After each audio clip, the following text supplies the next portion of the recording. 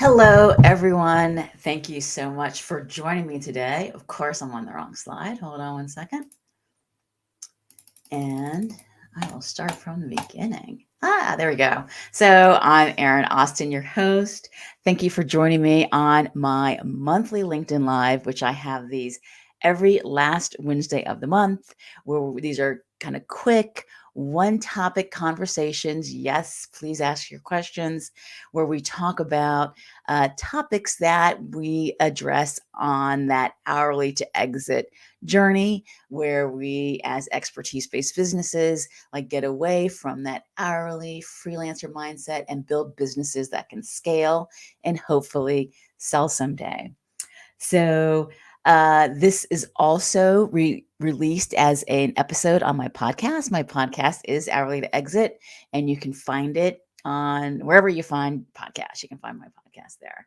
And so if you are listening, there are slides with this uh, episode. So if you want to see the slides, you can find them on my website, thinkbeyondip.com, or on my YouTube channel as well. So today we're going to talk about, is there a Rembrandt in your attic? And someday I'm going to figure out why my name doesn't show up. It actually has my name here, and it every month I go, how come it doesn't do it? And then the next month it does the same thing. So we are going to talk about, is there a Rembrandt in your attic? And so that is finding that hidden, overlooked, or undervalued intellectual property in your business. And by the way, I use the term intellectual property, but we're going to talk about a lot of things. Yes, that is there, your Rembrandt in your attic, somewhat influenced by the Antiques Roadshow. Some of you may know that my mother was an antiques dealer, and so I do have that antiques influence in the way I look at things. And so everyone kind of dreams about finding that, super valuable thing at a garage sale, or that your grandmother left you that you never quite knew what it was. And so the corollary to that in our businesses is something that has just been overlooked and we haven't thought about. And, let me go back to the Antiques Roadshow thing for a second here, which is, I've been thinking about doing a segment that is inspired by Antiques Roadshow that I would call Assets Roadshow, where I would talk to a business owner about the assets in their business, and we would try to dig in and try to figure out what they got. Do they have any hidden assets? And either doing that as a LinkedIn Live, maybe, or doing it as a recorded podcast episode. So if that is something that is remotely interesting to you, let me know, and I'll see what we can do about that. So anyway, so back to today. So the Rembrandt in the attic. The important thing about it is that as an expertise-based business, scaling is one of the hardest things for us. Yes, if we are selling our time, we can increase our revenue by selling more of our time, but that's not what we want to do. We want to be able to scale by increasing both our revenue and increasing our profit. So, how do we do that? We increase our revenue by increasing income per delivery or per service. And we increase profit by reducing expenses or cost per delivery or per service. And so, these are the things that we are going to investigate today. So, first, I'm going to just kind of tell you about what's not a Rembrandt. And just fun fact about this slide. Thank you to Stacy who made these slides for me. She pulled this from a photograph of my library at my house. And since we're on Rembrandts, well, I'll just mention this, that this, not a Rembrandt, is a bust of me that my mother had commissioned when I was like 20, I think, because I remember I was still straightening my hair at the time. She loved it. It reminded her of her ancestors. I didn't see it, but she saw it. She absolutely adored it, and I have it now, and I love it too. So anyway, so it's not a Rembrandt, although if it was done when I was 20, it's closing in on Rembrandt vintage right now. But so what aren't Rembrandts? So books, courses, software, podcasts, these aren't Rembrandts because they don't allow us to scale. They absolutely do. They aren't Rembrandts because they aren't valuable. They absolutely are valuable. They aren't Rembrandts because they aren't hidden. They're kind of those obvious things that we're selling to the public or that we're publishing that are very obvious sources of scale. And, to make the Antiques Roadshow analogy, if you got a Picasso, you don't need to go to the Antiques Roadshow to tell you what you got. You just take it straight to Sotheby's. And the same thing with, books and courses and things like that. We know there is a market value for these. Go, sell them on the market. You're good to go. But what we're going to talk about today are those things that we just keep missing as being intellectual property. Now, I'm remembering right now, good times fly, that I intended to add the definition of intellectual property that I distributed in my newsletter last week, which talked about like all the different things that are intellectual property, and that products is like just one of just a couple of dozen things that qualifies intellectual property. And we're going to talk about some of them later, but just to make sure that I keep hitting, kind of banging this drum that intellectual property is not just these things, that products that we sell, but it's all the back operational stuff as well that helps us deliver value to our clients. So Rembrandt's, again, providing scale, that elusive scale in the service-based business. And by reducing costs and increasing revenues, these are some of the ways that they do that. So they reduce performance risk, that you make a mistake. They reduce collection risk, that somehow you won't be able to collect or you won't receive payment. They reduce scope creep risk, which is a major risk, especially if you're doing fixed fee services. They reduce variables, increase quality control, client satisfaction, shorten sales cycle, and we'll go into all these more. But these are things that are not about products, but about how you do what you do. And so here are some potential Rembrandts.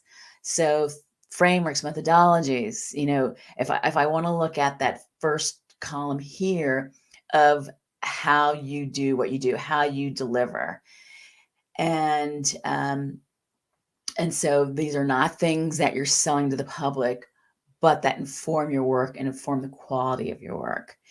And things like the email, data, online communities. These are all resources that we can use. Maybe it's not how we deliver services, but it's part of how we get information, how we grow our authority, how we make sales. And so, for instance, like I know that there are consultants who have, an email list that they can just turn on and off revenue based on that email list. So when they have an opening in their ability to take on a new client, they can just go to that email list, go to their community, and say, "I've got room," and fill that slot immediately. So is that a book or a course? No, but it is a very valuable asset that they're probably, they know it's valuable, but they're not thinking about it as an asset. And then those things also feed data, insights, white paper, reports. Those are all things when you have access to a community that you can talk to and get feedback from, find out what they're thinking about, find out what the pain points are. If you have a community that is hard to reach or slow to trust, that is a very valuable asset that you can mine for data and for insights, and to be able to spot trends. And these are all things that help inform your plans for your business, and to make better, more responsive services for the people that you want to serve. very valuable. And of course, having SOPs, having employee training practices, those are all part of, reducing risk. Super important part of reducing risk, reducing performance risk, increasing client satisfaction, all those good things. So when we have Rembrandts in our attic, there are Rembrandts in our business. There we can use them in a number of ways to increase revenue, decrease expenses. And so one of those is delegation. So when we delegate, we can use employees that are less expensive than us to effect delivery. And you are the most expensive resource in your business. And so anytime you can delegate to an employee, you increase you reduce your expenses. So in order to do that, what do you need to have? You need to have SOPs, you need to have a methodology, you need to have frameworks so that you have a way to train someone else to deliver with the same satisfaction to your clients. You can still serve your clients without it just being you. In addition, same for automation. Where are the parts of that delivery from intake to offboarding that can be automated? Let's say people can set up an appointment with you on your calendar.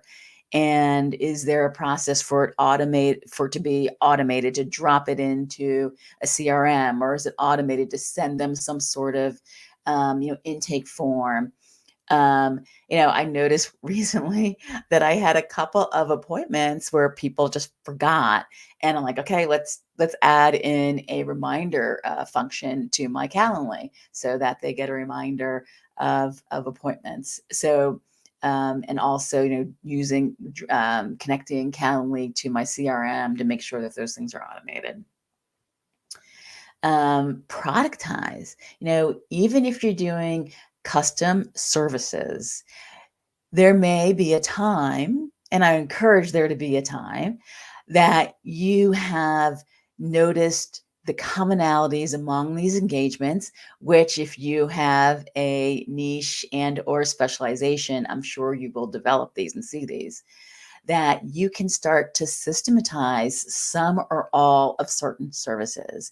And the more that they're systematized, whether it's you delivering them or someone you delegate some part of it to, you can more efficiently deliver that service, thereby reducing the cost of delivery. Licensing. I love licensing. I have whole separate lives and episodes about licensing, but it's also part of when Rembrandts can be leveraged to help you scale. So let's say you are a trainer, you go to you serve corporations, you do DEI training. I love this example. It's just where you go and you do those one-on-one services. But if you are able to turn that client into a licensee by licensing that training to them and letting an in-house trainer provide those services, that is a great way to scale. So instead of you doing one-on-one, there can be 10 clients at the same time providing your training to their employees. Certification, same with that, having a framework, having a methodology, having a system that you can then train other professionals to deliver your methodology and be paid by that way. And then outsourcing, so when you have those systems in place, then where it makes sense to outsource some of those pieces for someone who can do it more efficiently. Even if you can do something, it doesn't mean that you should do something. I'm stealing that from Natalie Ekdahl. And that, stay in your zone of genius and let other people do things that they can do more efficiently and more cost effectively. And then access, going back to those insights, the data that you can get from being in a niche, in a specialization, having a community that you're talking to, and becoming an authority, you will have uh, insights that would be valuable to other people, and that you can turn that into an information product, something that you update on a regular basis and you can sell subscriptions to, um, or something that you can build a membership around. So those are things that you're using internally that you can then turn into additional revenue sources. So those are the Rembrandt in your attic. So I'm happy to take questions from anyone. I'm going to go back to here, potential Rembrandts.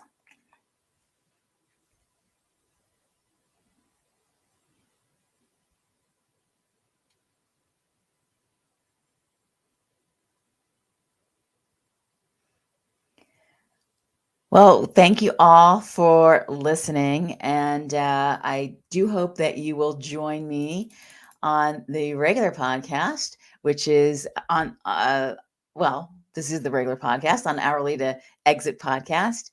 And also, if you want more information about anything we talked about today, you can find those resources and my newsletter. Sign on my newsletter at thinkbeyondip.com. I love to create graphics that explain some of these things. I even have a graphics about Rembrandts. And so, and again, I do love to hear from you and get topics from the questions that you're asking me. So do not be shy and always feel free to reach out. Thanks again.